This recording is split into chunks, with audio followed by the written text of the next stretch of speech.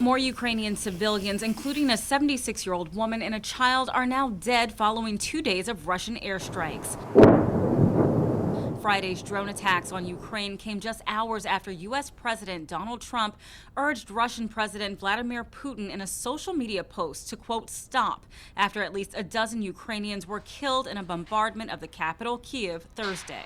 We're going to try and get out of war so that we can save 5,000 people a week. I think we're pretty close. As Putin continually undermines Trump's push for peace between Russia and Ukraine, U.S. Special Envoy Steve Witkoff met with Putin in the Kremlin, his fourth attempt to broker a ceasefire. As the 3-hour discussion took place in Moscow, which was said to be, quote, constructive and very useful, a senior Russian general was killed in a car bomb explosion just an hour away from Russia's capital. Growing ever impatient by the continued fighting, Trump continues to press Ukrainian President Volodymyr Zelensky to make land concessions to Russia and accused him of sabotaging peace talks by refusing to recognize Crimea as a Russian territory, which Russia illegally seized in 2014.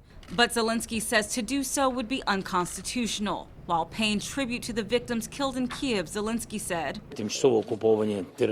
temporarily occupied territories are just temporarily occupied, but they all belong to Ukraine and the Ukrainian people. Ukraine will not recognize any de jure rights over them. When asked about concessions made by Russia, Trump told White House reporters Thursday, taking the whole country, pretty big concession.